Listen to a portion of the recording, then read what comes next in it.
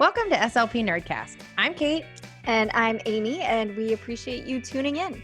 In our podcast, we will review and provide commentary on resources, literature, and we'll discuss issues related to the field of speech-language pathology. You can use this podcast for ASHA professional development. For more information about us and certification maintenance hours, go to our website, www.slpnerdcast.com. SLP Nerdcast is brought to you in part by listeners like you. You can support our work by going to our website or social media pages and contributing. You can also find permanent products, notes, and other handouts, including a handout for this episode. Some items are free, others are not, but everything is always affordable. You can also go to our website to submit a call for papers, very exciting, to come on to the show and present with us. Contact us anytime on Facebook, Instagram, or at info@slpnerdcast.com. We love hearing from our listeners, and we can't wait to learn what you have to teach us. Just a quick disclaimer, the contents of this episode are not meant to replace clinical advice. SLP Nerdcast, its hosts and guests do not represent or endorse specific products or procedures mentioned during our episodes unless otherwise stated. We are not PhDs, but we do research our material. We do our best to provide a thorough review and fair representation of each topic that we tackle. That being said, it is always likely that there is an article we've missed or another perspective that we haven't shared. If you have something to add to the conversation, please email us. We'd love to hear from you. And in the interest of record time. I know. Well, I was just about to say, in the interest of getting this over with as soon as humanly possible, financial and non-financial disclosures. I just called them ASHA. ASHA requires. I really want to call them the other word now, though. ASHA requires that we read our financial and non-financial disclosures. Okay. I am the owner and founder of Grand Bois Therapy and Consulting, LLC, and co-founder of SLP Nerdcast. Amy is an employee of a public school system and also co-founder of SLP Nerdcast. Non-financial, we're both members of ASHA SIG 12, and we both serve on the AAC advisory group for Massachusetts Advocates for Children. I'm a member of the Berkshire Association for Behavior Analysis and Therapy, Mass ABA, the Association for Behavior Analysis International, and the corresponding Speech Pathology and Applied Behavior Analysis Special Interest Group. Okay, blah. Okay, done. Check. Now that we've gotten that out of the way and maybe had a somewhat of an inappropriate speech error, what are we talking about today? Today, we are revisiting a topic that is dear to our hearts, which is even more data collection. And what's funny is that when we first recorded our episode on data collection, I remember us being like, it's so riveting, trying to be, ironic and funny, because who likes data collection? And lo and behold, it's one of our most popular episodes. And people wrote in some of the most specific feedback about it. And we got so much feedback that it made us ask a whole bunch more questions, and people requested specific that we, go back to the drawing board and include additional information. So here we are. Yeah, which is awesome because I love data collection. Yeah. And I can't be the only one. There must be someone else. Well, and I think, from what we heard from our listeners after the first episode, when we went through all of the feedback, is that I don't know if it's fair to say that other people love data collection, but it is something that people are interested in learning more about. It's, a cornerstone of our jobs is providing evidence that our therapy is working, and measurement and writing objectives. And yet we in graduate school don't get a tremendously thorough set of structured education on how to collect data. So people are definitely interested in learning more about it. We are happy to talk more about it because we happen to like it as a subject. And we should say before we really get into it that today's episode, even more data collection, is really meant to piggyback onto the first episode. So while today's episode can totally stand alone, you do not have to go back and listen to our first episode on data collection first. We should say that we're not going to review a lot of that content. We're going to go over it very quickly. So if you do want to get a more basic introduction to data collection, today's episode would you give it maybe an intermediate flavor? Yeah, I think that is an appropriate flavor assignment. All right, sweet. Okay, so learning objectives for today. Number 1, describe at least 5 different types of data collection not commonly used in speech and language therapy. Describe pros and cons of using both low-tech and high-tech measurement tools. And lastly, number 3, describe strategies for choosing which kind of data to take. It's going to be so good. Because data collection really is just that riveting, I guess. It really is. It's it really just is. so exciting. Okay, so first, this is sort of like setting the stage. Number 1, define at least 5 different types of data collection not commonly used in speech language therapy. So in our first episode on data collection, we did review a handful of components related to data that are worth reviewing, but we're going to review them very quickly. So again, if anything I'm about to say is something that you'd like to learn more about, we refer you to our first episode on data collection where we sort of dive into these topics a little bit deeper. So first things first, any data that we collect needs to be reliable, valid, and accurate. So let's quickly define what those things are. Accurate data is data where the observer values match the true values. The example that we gave in our previous episode was if you put a sack of potatoes on a scale and it says 5 pounds, accurate data is that potatoes actually weigh 5 pounds, right? So that measurement is accurate. Reliable data is where the same values are determined over repeated measurements. So you put the potatoes on the scale, it says 5 pounds, you come back in an hour, nobody ate any potatoes. The scale still says 5 pounds. A scale that is not reliable or not reliable data, that number would change over time. Are you laughing at me because of the potatoes? No, I love the potatoes. I'm about to go off on such a tangent. I'm going to stay focused, Sam. Staying focused. Okay. So valid data is data that measures something that it is supposed to measure. So same analogy, you put the potatoes on the scale, but instead of giving you a measurement in weight, it tells you the density of the potatoes. Okay. That is not a valid measurement if it's giving you measurement of something else. It's not measuring what it's supposed to measure. So recapping, any data that we collect as speech and language pathologists, good data is supposed to be accurate, reliable, and valid. There are different kinds of data collection methods that are well suited to different types of communication skills. So again, we reviewed some of the more common ones in our first episode on data collection.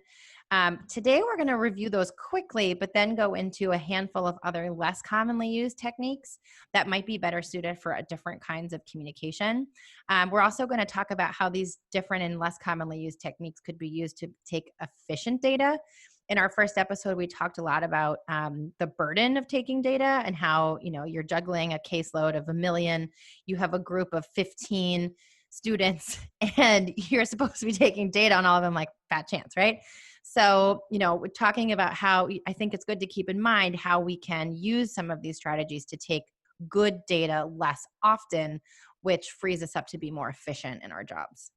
And there's the burden associated with collecting the data, but there's also the burden associated with the analysis of the data, right? So you can collect data all day long, but if you never take the time to sit there and review the data and listen to the story that it tells you, there's no point in taking it in the first place. So, such a good point.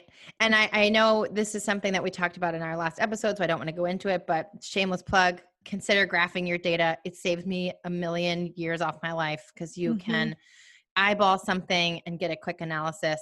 Amy is I know you're going to say Google Sheets and conditional formatting. Conditional formatting?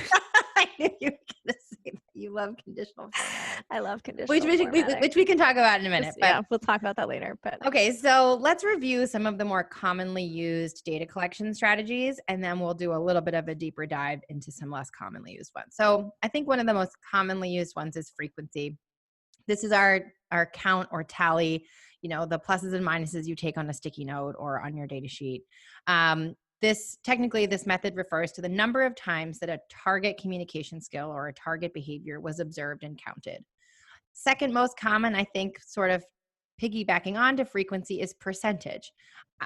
In our goals and objectives episode, we talked about this article, how to think outside the 80% correct over 3 consecutive days box or whatever it was.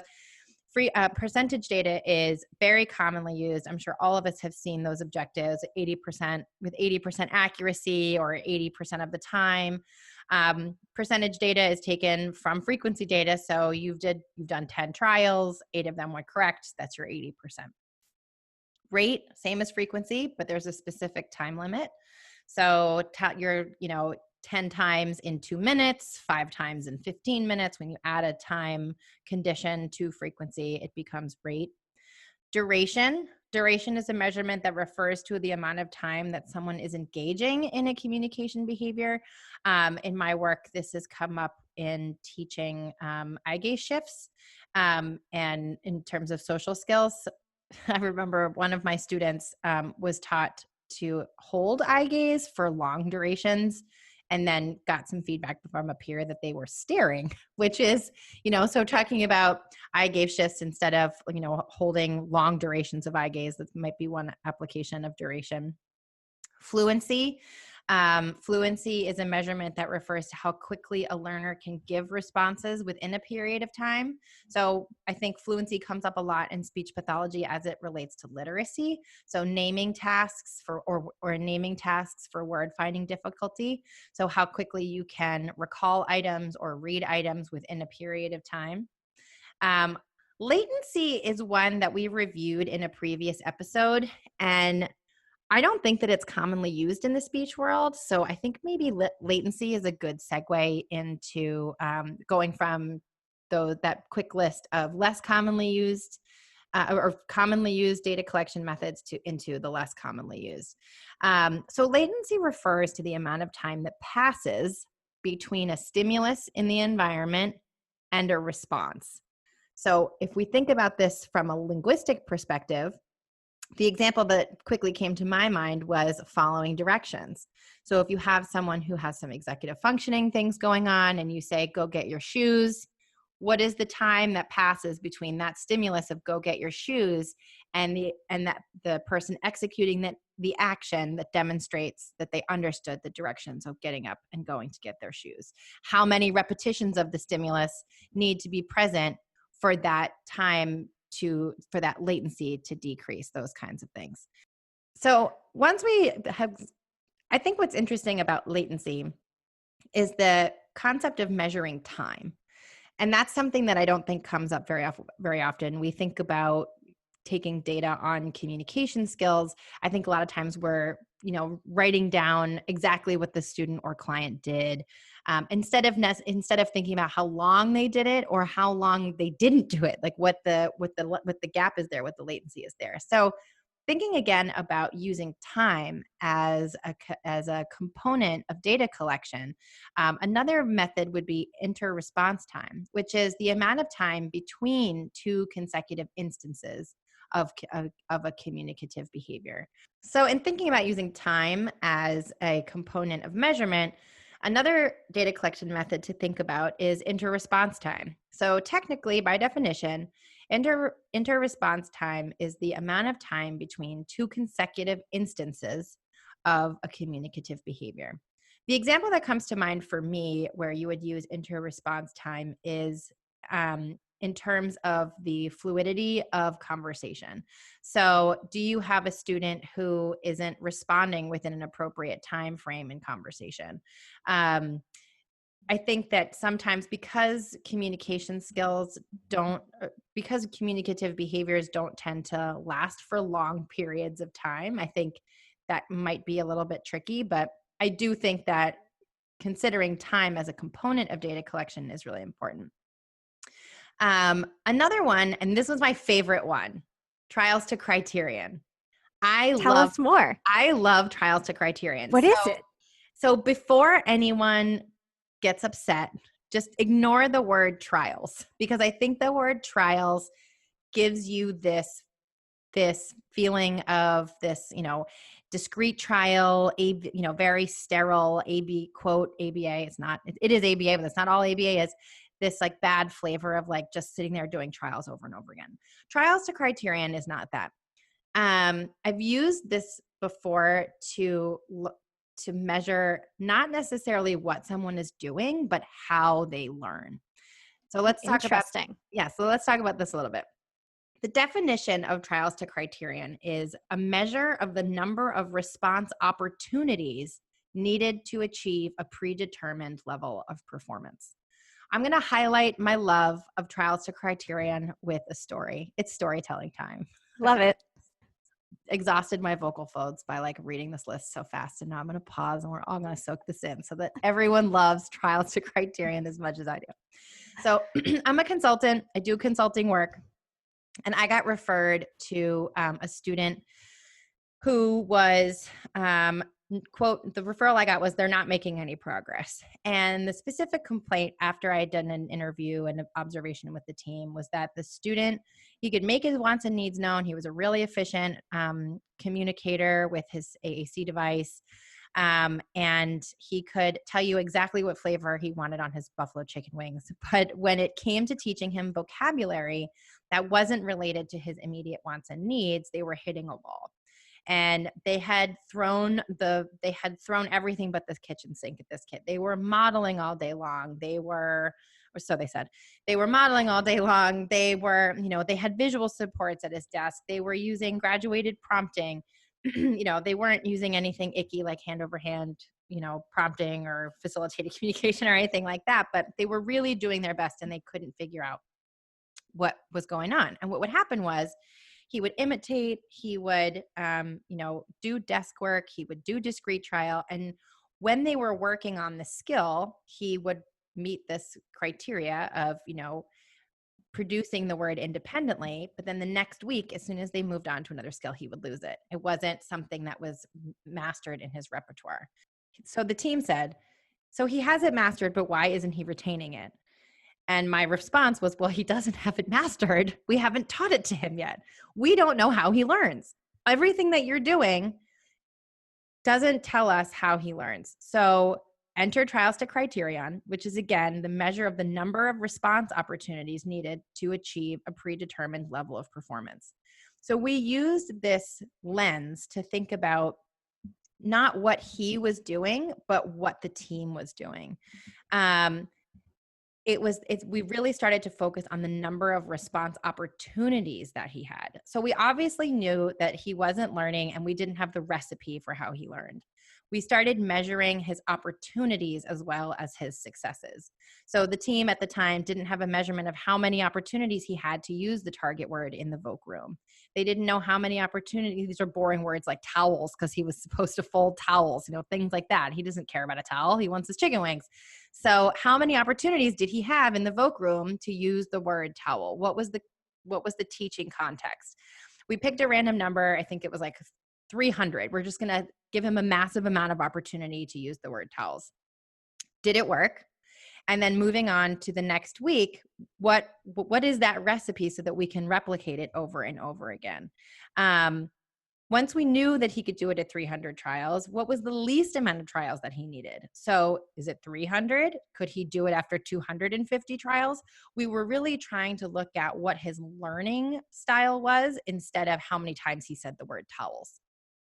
That's such an interesting way to flip the data collection idea, right? Yes. So you're trying to answer a different question. So data tells us a story, and it tells us a story about the question that we ask it.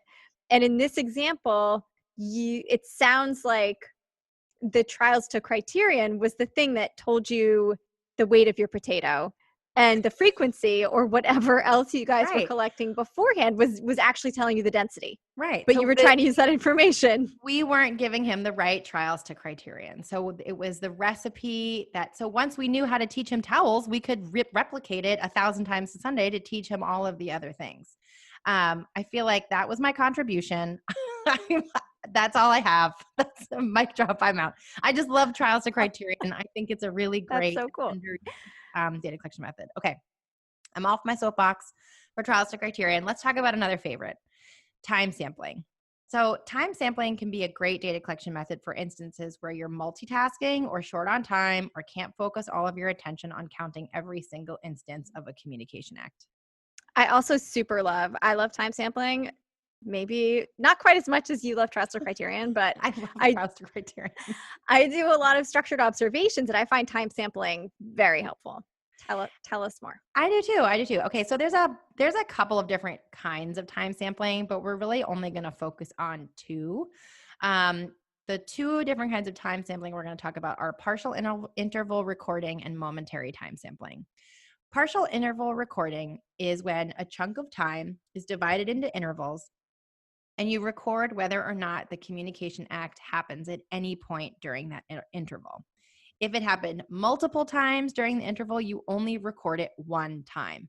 So if you are measuring, asking a question during science class, if you're measuring asking a question, seeking information, and you're doing a group and your attention can't be on every single student, on that one student the whole time.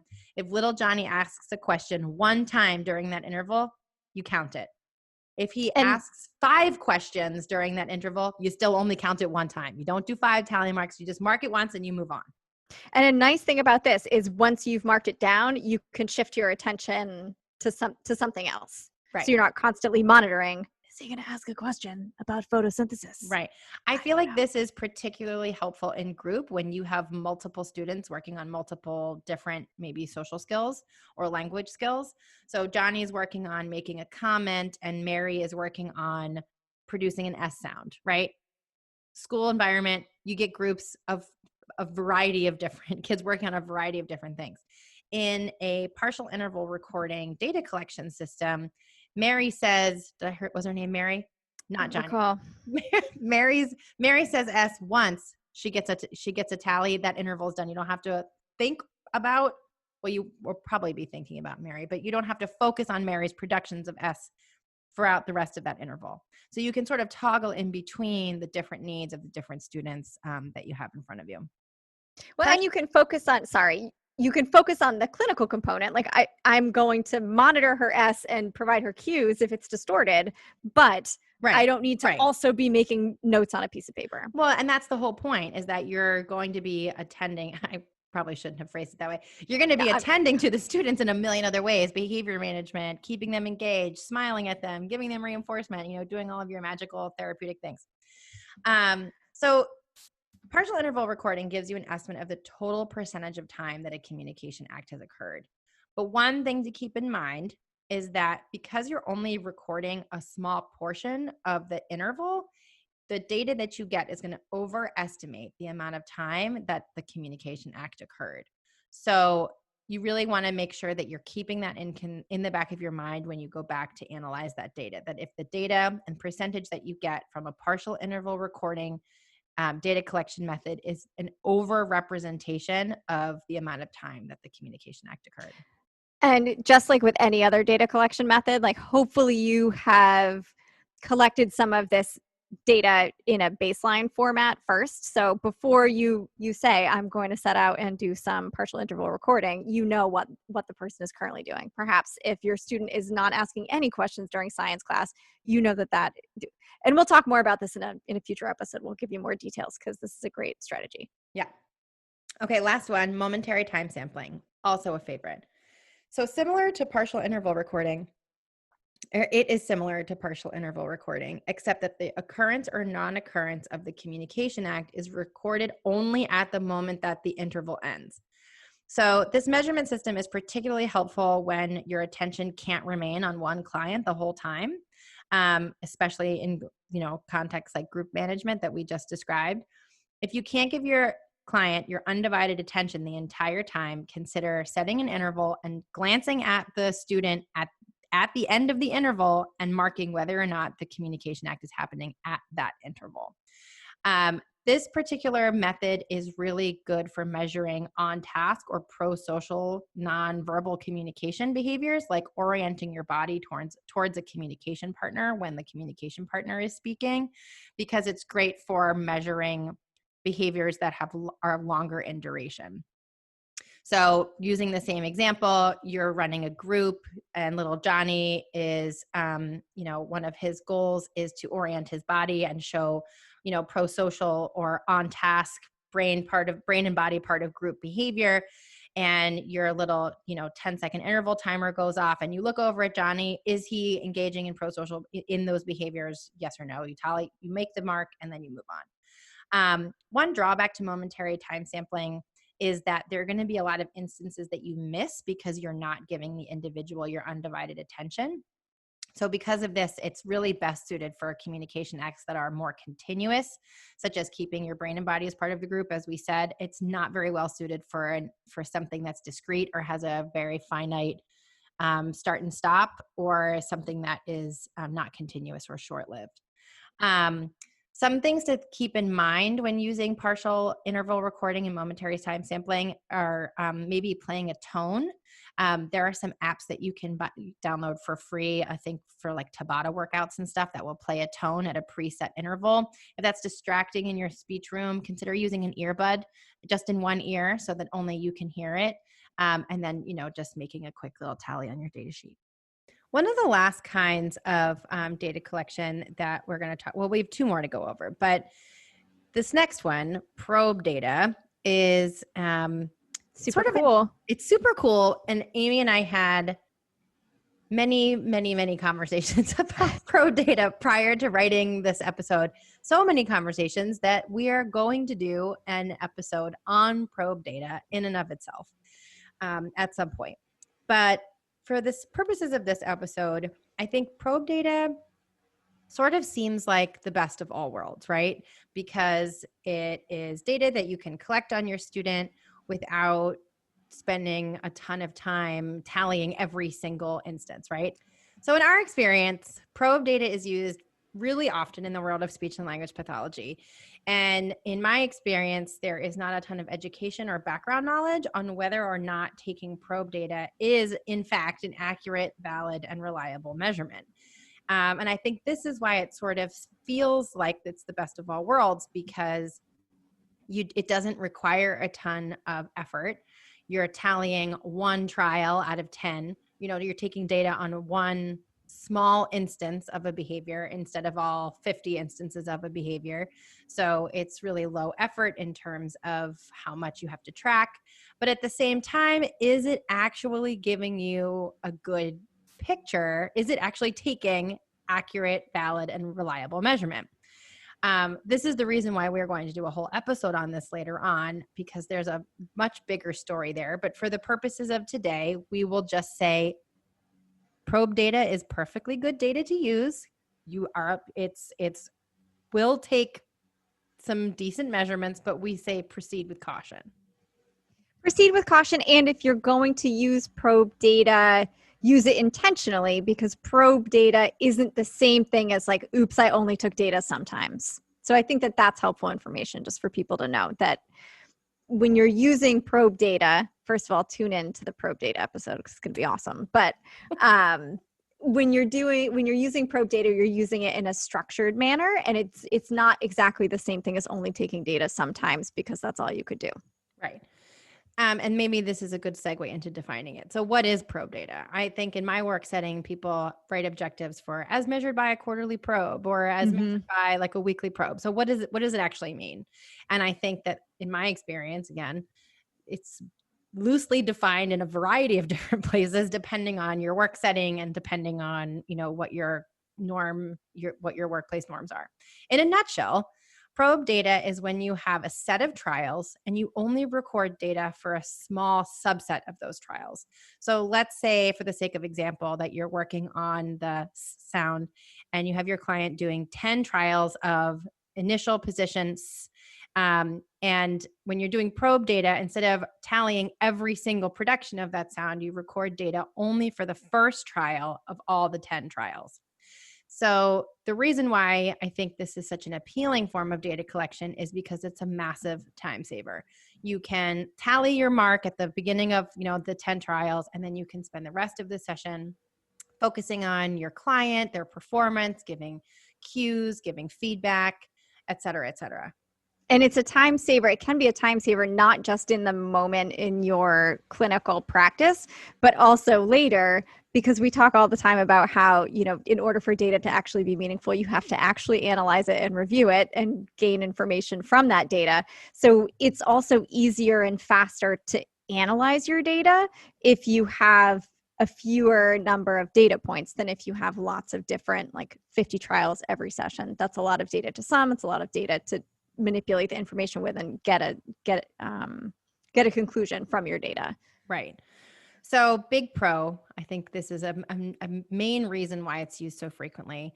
So what are the cons of probe data? Well, we sort of already touched on the biggest one: proceed with caution when using it.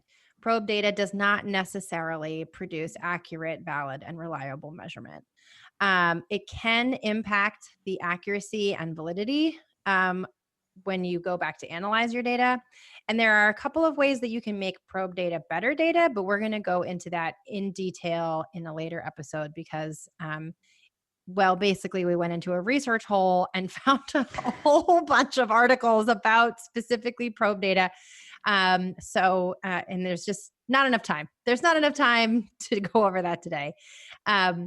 Suffice it to say that if you do want to read more about probe data after listening to this episode, probe data is referred to often in the literature as discontinuous data collection. So that's a little buzzword that at least I had never heard that you could use to do your own literature search and I don't know, get nerdy with the data about data. Doesn't get nerdier than that. It really doesn't. It really doesn't. Okay, so that's probe data in a nutshell. Our last method of data collection that we are going to go over today is permanent product. Permanent product can come in a variety of different forms. In my experience, I've seen it often as audio and video recordings. I've also seen it as transcripts. A big pro for permanent product is that it frees you up to attend to your group or your client. Permanent products can also be actual worksheets, right? Worksheets or written language. So depending upon what your goals are, I think a common one would be following directions, anything that you're, able to just take physically with you afterwards and score it. So permanent product encompasses a lot of different potential materials. I hadn't thought of it as worksheets. I had transcripts in here thinking of, transcripts, like, a writing task or a narrative task. But worksheets is a really good example. So I think there's a lot of pros to permanent product. I think, the only one I have listed here is, freeing up your attention so that you can pay attention to your group or to your client. But that's a huge one. That's not just one thing, right? Like that frees you up to do so many other clinical tasks during your speech and language session. There are some cons that come along with permanent product, as there are cons with anything. So one of them is that it does pose some security and privacy issues, particularly if you're using audio or video recording.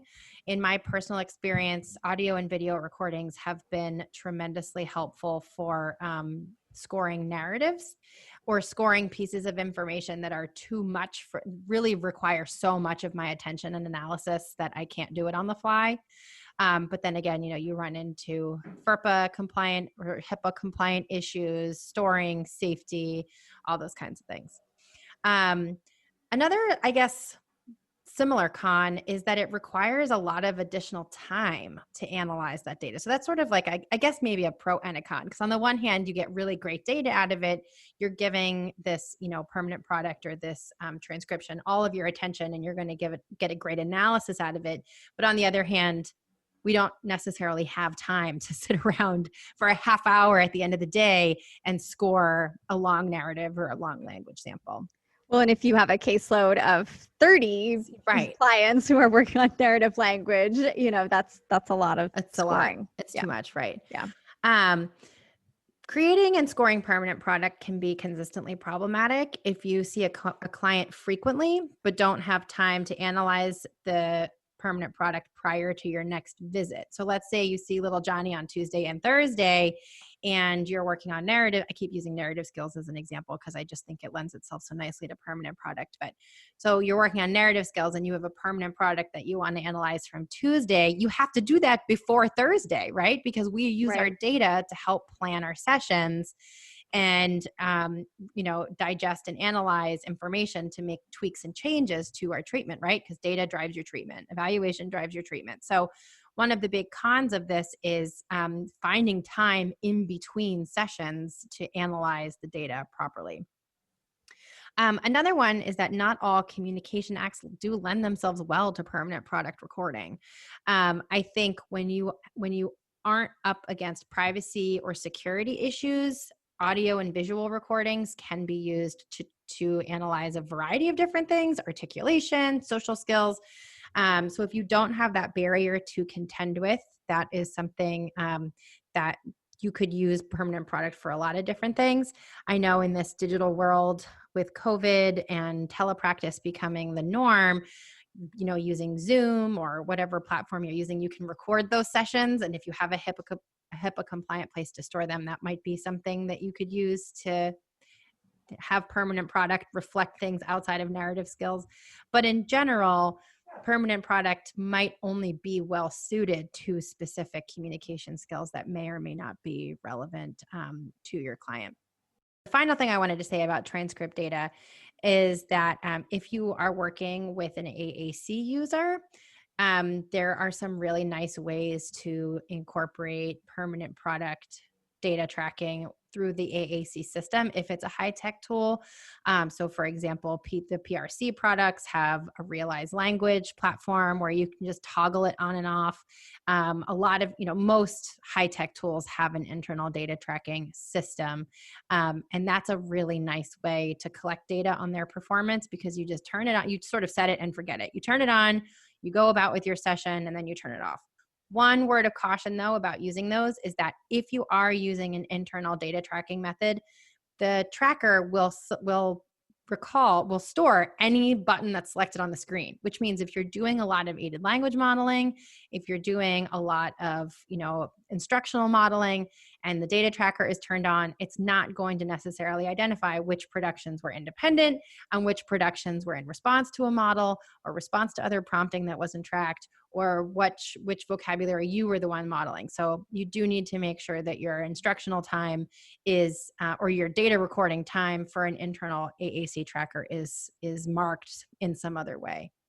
And just a reminder that all of those same privacy concerns would apply just like they would if you were doing an audio video recording. And then you would just need to be cognizant of whatever you were doing with that file afterwards and where that was going. So anytime you're using audio, video, or any type of data logging modality, you just need to be aware of what your responsibilities are as a clinician with respect to privacy.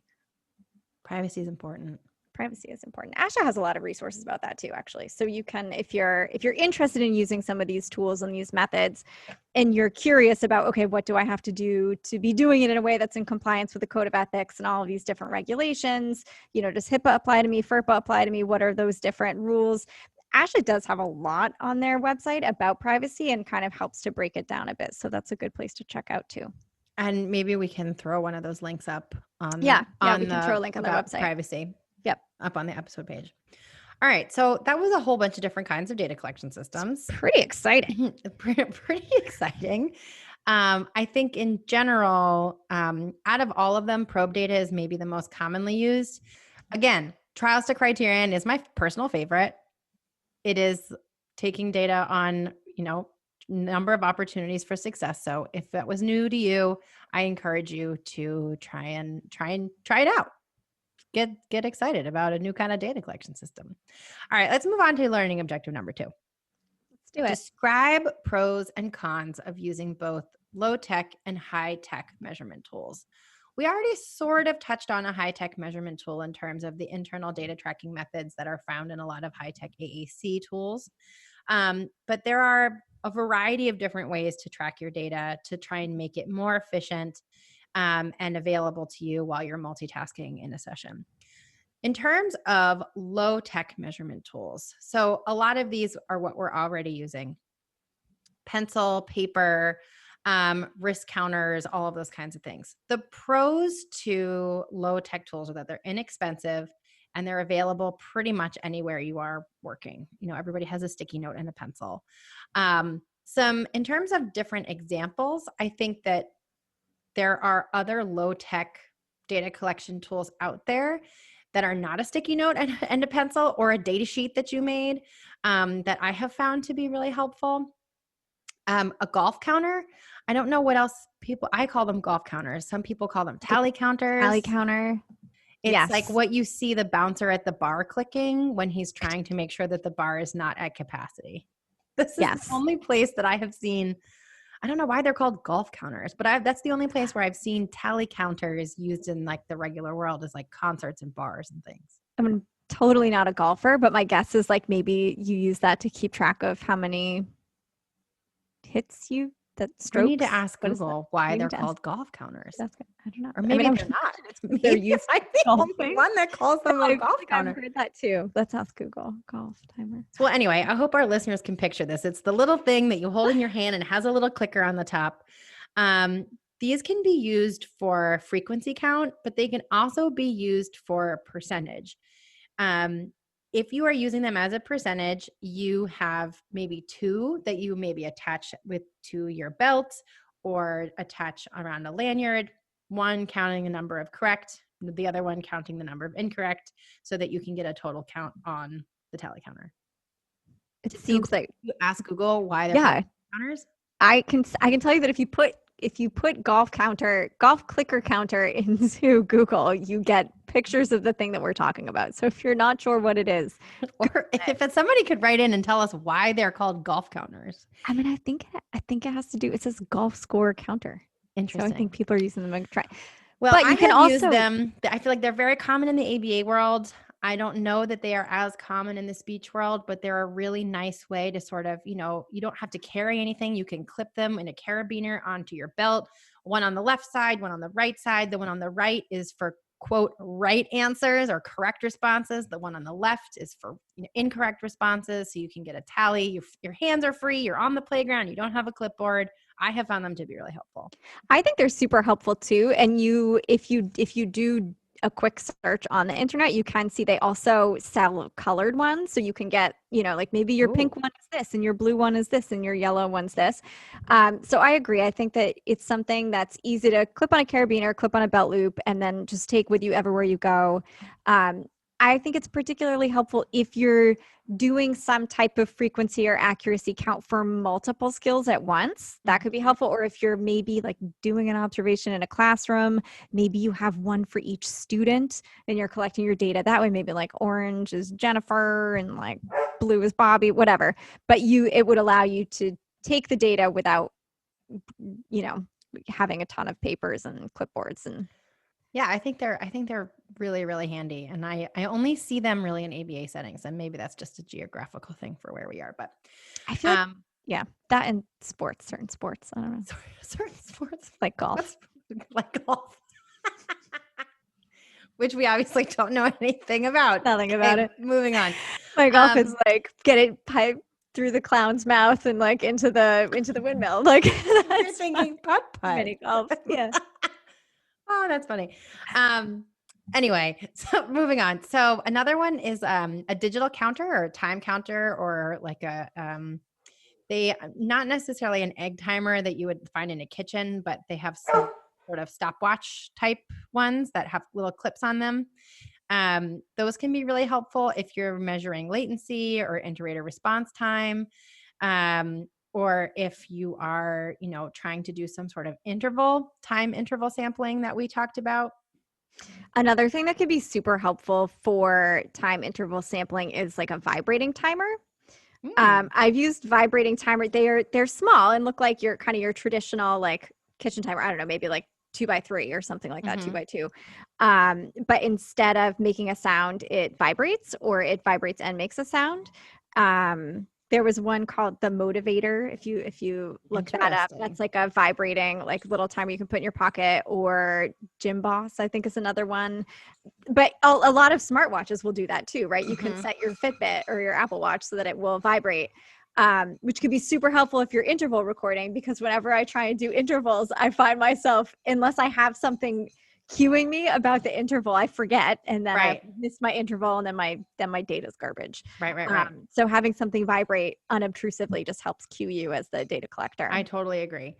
Another one that I read in some of the literature we were reading for this was environmental changes. So moving something from moving something from one pocket to another was, I thought, such a great idea. So if you have like a bunch of paper clips or a bunch of little pom-poms and you put them all in one pocket, and every time something happens, you move it over to the other pocket, if you have two pockets, or moving something like abacus like related, if it's up on something else in your environment that you can move from location to location. I thought that was a really interesting idea.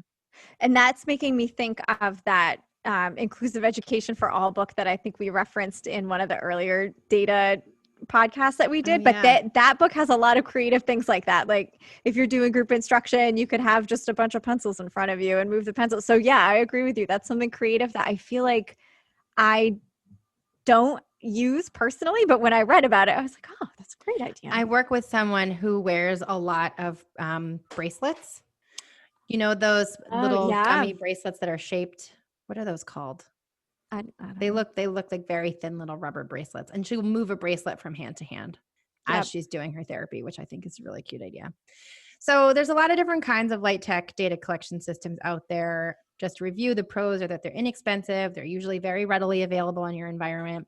One of the cons of low tech data collection systems is that it leaves you with low tech analysis, right? So this is a direct contrast to high tech, which might do some of the analysis for you. A light tech data collection system is not going to tell you necessarily what the percentage is or what the latency was. You're going to have to do more of like an overarching analysis after the fact.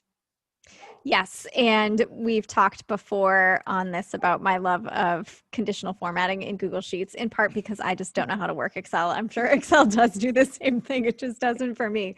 But that's a really good point. Like if you want to do that type of analysis with your tally counter data, then it kind of adds in that extra step of, and then I need to go in and track it into my sheets or whatever I'm using to sort of manipulate that data and analyze it. And when, like you were saying with the AAC data logging, a lot of that you can just upload it to some third-party site, like something like Realize Language, and it will do some of that analysis for you. And then it's just a matter of you've input the data and you can look at it in lots of different ways. So it's just something to consider. Yeah. That's a good segue into talking about the other pros of high-tech data tracking system, though. So if we hadn't defined it already, it's sort of obvious. High-tech data tracking systems are generally software or apps on they're high. Are you giving me a definition with the word in it again? I so am. Are. You're giving me a Kate definition. I like it. The third grade high-tech tools are high-tech tools. Okay. Yeah. So a pro for a high-tech data tracking system is that it records everything sort of online. It keeps track of things that you may have missed, and it can sometimes even be integrated into larger software systems that you're using, like electronic medical records, other computerized types of analysis. An example off the top of my head is Realize Language, which we referenced earlier, which will generate, you can share it with people, caregivers, other team members who have access to that data set. It will generate graphs for you without you needing to even do anything. It gives you a little bit of analysis just as it is. Yeah. I mean, and it just does also some fun things, like it can generate a word cloud, so if you want to basically it lets you depict your data in different types of graphic interfaces so you can sort of best meet the needs of your audience. And I think that type of manipulation is really specific to, unless you're far more artistic than I am anyway. It's limited to high-tech tools. High-tech data analysis tools will let you, make a bar graph or a pie chart or whatever, depending upon the type of data you're putting in there. And that's really unique to high-tech.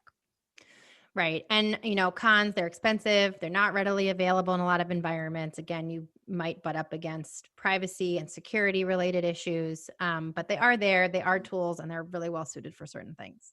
Yes. And they're a nice, like, secondary adjunct to the low tech supports you might be. I've never been out on a playground with my laptop, like entering in data into a sheets, like in real time, but I definitely have taken data with low tech things like golf counters and then put that data somewhere different to think about it more thoroughly. Right. Okay. Final learning objective of the day. Describe strategies for choosing which kind of data to take. So there's a lot of things to consider when you're trying to decide what kind of data to take. We're going to summarize a lot of them here, but if you feel like doing some more reading, I definitely encourage you to check out the Cooper book for a great discussion on this topic. Unfortunately, the Cooper book is like a massive textbook that's not necessarily cheap. So maybe you can find a BCBA friend of yours and borrow it. Yeah. But this chapter does a really nice job of discussing what kind of data to take and when. The first thing to consider would be, how easy is it to detect the occurrence of the skill in the environment where you want it to change? And I think that this is a really important point. Where you want the skill to change is where you need to take your data. Yep. So let's take an example. Compare two different skills. So let's say you're measuring the production of a medial k sound in your quiet speech room and how easy you could detect production of the medial k in your quiet speech room, to the difficulty or complexity of measuring the subtlety of an eye gaze shift in a social skills group setting or on a busy playground, or measuring the body language within a peer or group setting. So think about the complexity or the ease with which you would need to measure those two very different kinds of skills. Does one of the data collection methods that we discussed lend itself better to one type of data collection over another based on the context in which you are measuring a skill? And for me, shout out, Joy Zabala, you're the best. But this also kind of connects itself to the SET framework, which we've talked about before. And I feel like the question you're asking here is kind of, what is the task, right? What are we really focusing in on? And what does that mean across different environments? So some tasks, you might use a different data collection method depending on the task itself, and then also considering the environment. Right.